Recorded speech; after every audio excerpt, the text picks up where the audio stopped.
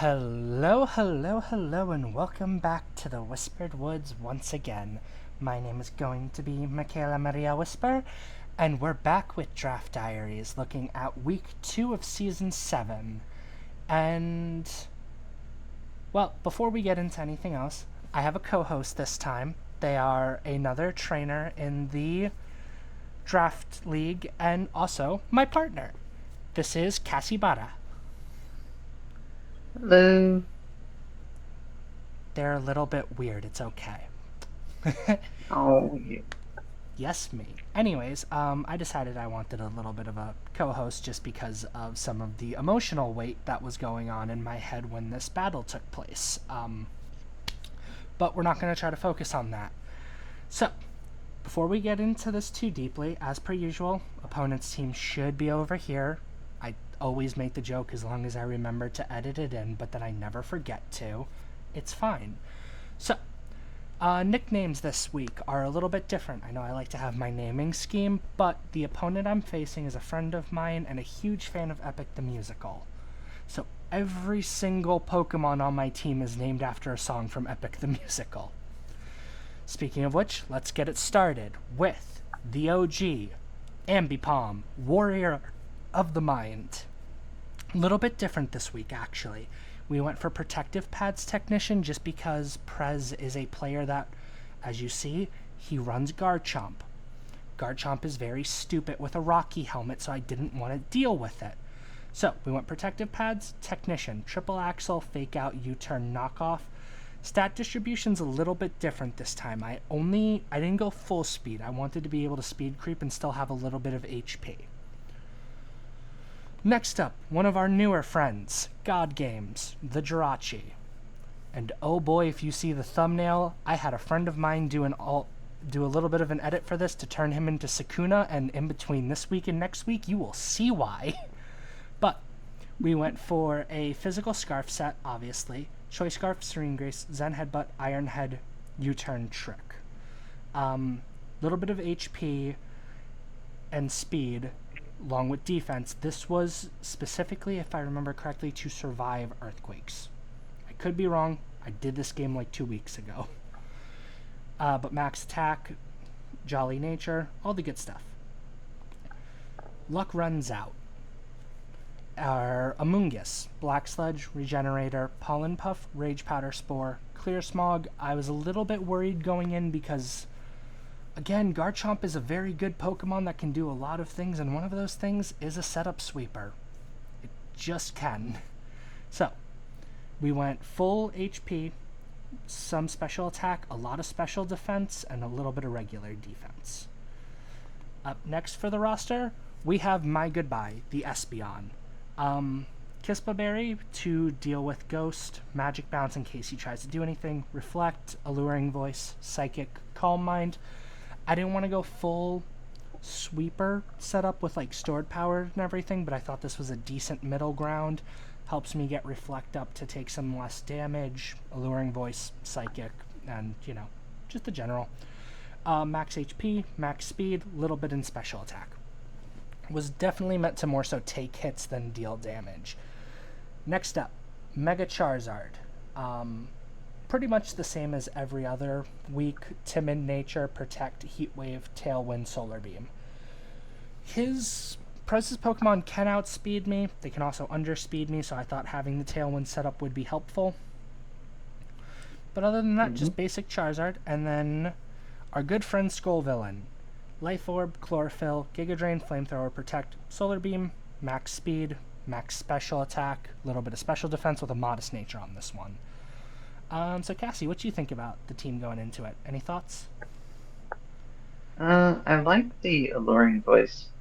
I feel like on Espeon, I noticed that another idea. Alluring voice is the one that does confuse us if they had a stat Yes. raise. So Yeah. if they raise their stat, Alluring Voice is guaranteed to confuse, which is very funny against a potential scale shot Garchomp build.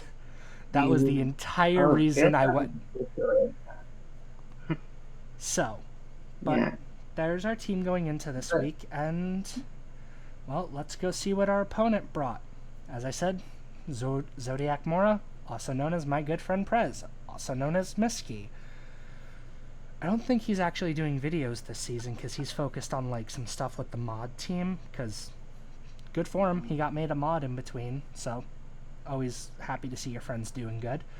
But if you see, we have Rotomwash, Garchomp, Avalugg, Porygon 2, Kricketune, and Luxray. Why did I forget your name? Wow. So, if I remember correctly, this is a doubles battle, so let us get going. Immediate, we have leads of Garchomp Rotom against Amoonguss and Jirachi. Little bit risky here, and so obviously Garchomp going up against a Jirachi is a little bit of a problem. Amoonguss can deal with Rotom fairly well, actually. So let's see how the turn goes. Switches out to Avalugg. I hit the U-turn on Rotom. Go into Ambipom. Thunderwave hits Ambipom. And Spore, unfortunately, gets blocked by safety goggles.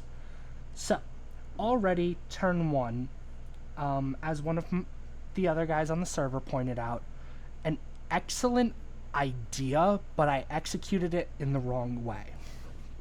So even now, looking at it, if we had hit the U-turn into the Garchomp slot, I always outspeed that Garchomp without a boost. So hitting the U-turn into Garchomp would have allowed me to switch out, and then I would have been able to use the Spore into the Rotom.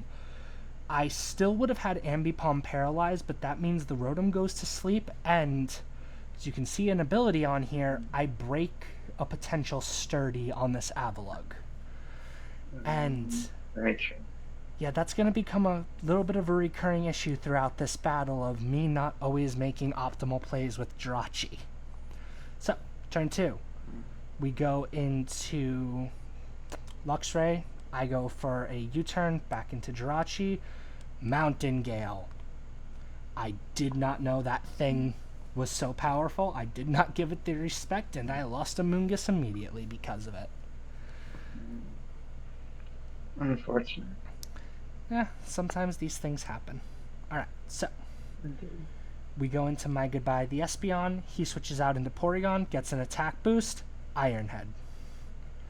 I get Reflect Up, he goes for Supercell Slam, and next turn, Iron Head. Alluring Voice. He goes for Volt Switch, and the counter can begin. I will show you the king of curses, Jirachi. So, it's a little funny, actually. So, we have our Reflect Up, and here's where we're looking at turn 4. I've already down 1, and I haven't done too much to him. So, continuing on, I go into Charizard, Iron Head into Porygon 2, goes for the Brick Break into Jirachi, taking out my screens, and we flinch. That's 2. Iron Head into Porygon 2, Heat Wave. Hey, remember that part where I said I didn't always play optimally with Jirachi? Focus Sash Kricketune. Hits Endeavor onto Charizard.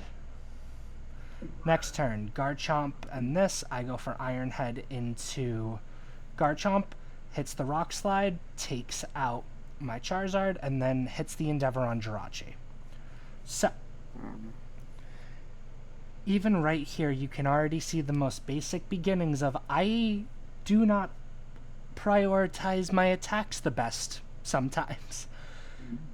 Definitively, I think I 100% should have hit the Kricketune this turn, and even then, I had calcs ready, and I just ignored them. My Charizard could have taken out his Porygon 2 last turn without the extra Iron Head damage. I should have respected that this Kricketune could have something. Like a Sash. I didn't, and because of it, I ended up losing Charizard and Jirachi, essentially, 2 turns in a row. But, hey, you know, hindsight's 20/20, and that's why we watch these. Oh my god, wait, can I slow this? Am I just now real? Oh my god, I can slow things. Alright, we got Skull Villain out. I never realized I could do that. Solar Beam into Garchomp, taking it off the board. And Iron Head into Kricketune. Okay, this is too slow. So, I was able to take out both of his Pokemon this turn without losing anything of my own just because of my speed hacks, which is always helpful. But it also doesn't necessarily show exactly how this goes.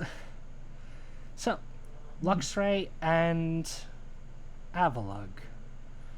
Hit the Protect on Skullvillain. He uses Protect on Avalugg. I went for Iron Head. Volt Switch, taking out my Jirachi. Goes into Rotom Wash. Next turn, Espeon comes out. Goes for Steel. I hit the Solar Beam on Avalugg, which has Sturdy. So remember way back on turn 1 when I pointed out that I really should have hit this into the slot where Avalugg went with Jirachi? This is why right here. 9 turns later, and it came back to bite me. Sometimes you get lucky, sometimes you mess up. And this is definitely one of those. Because then Avalugg is still around next turn to hit a Rock Slide and take out my Espeon and put Skullvillain down really deep. Went for Ghost Terra here, didn't do anything. He went for double Reflect, or double Protect, shall I say. And unfortunately at this point he just has more in the tank than me. And then I get paralyzed, so I don't even get a chance to attack. He switches out just to preserve differential and make Ambipom less of a threat. And that's where it ends. Turn 14 with a Thunderbolt from Rotom. So, definite issues throughout this game. One, I was not prioritizing my attacks properly and taking track of my calcs that I had. Cassie, anything you want to throw in here? Having just rewatched it with me? I mean, honestly, I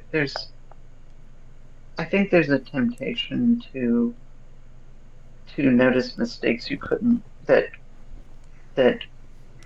you couldn't learn from anyway. Like, I'm not sure it's reasonable to say you could have predicted the switch to Apple on turn 1. Personally, just looking at that turn 1 lineup, I was expecting an earthquake from Garchomp, right? So maybe that just means Prez is a better battler than I am. Probably true. I mean, I wouldn't sell yourself short.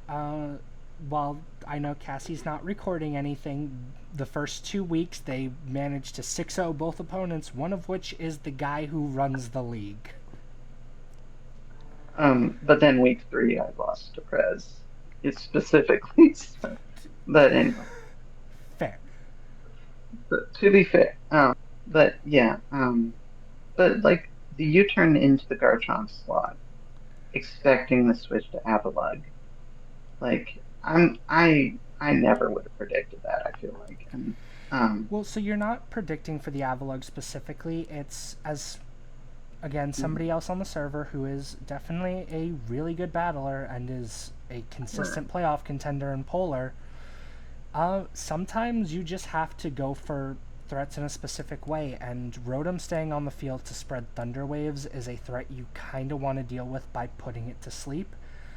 And getting chip damage off on Garchomp, or assuming that he switches out the Garchomp to get chip elsewhere, is beneficial sometimes. So it's one of those things where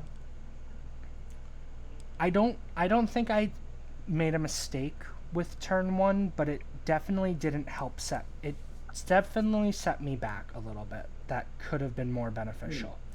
And hey, now you are right. Prez is an amazing battler who's able to read people a lot better than me. But one thing that I would say, I agree with you that it's an error I think you could learn from, definitely, is the thing with the Kricketune, where the Kricketune managed to get off 2 1 HP endeavors. And now the first one I can get, like, you couldn't see that coming. Maybe you could have predicted it, but But the second one was probably more avoidable. Yeah, no. It's my Definitely take on was more avoidable, but also the fact that I could have stopped the entire thing from happening just by throwing one iron head at it. It's that. Mm-hmm. This week was a game that I've definitely looked at a few times since, and I definitely think I'm learning from it because I made much better decision making during my week 3 game, and hopefully I can continue making good decision making. Um, Yeah.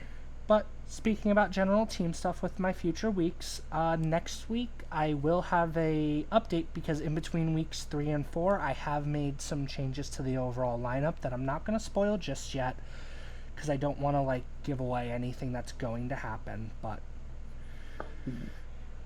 uh, hopefully it's a little bit more enjoyable. And overall, though, I definitely think this was a learning experience, one that I'm very happy with. And did I lose by 3? Yeah, but it really wasn't that bad, and it mostly came down to small mistakes that added up that I was able to identify even in the moments. It's not just pure hindsight, which I think does prove that I'm at least trying to learn and be a better player.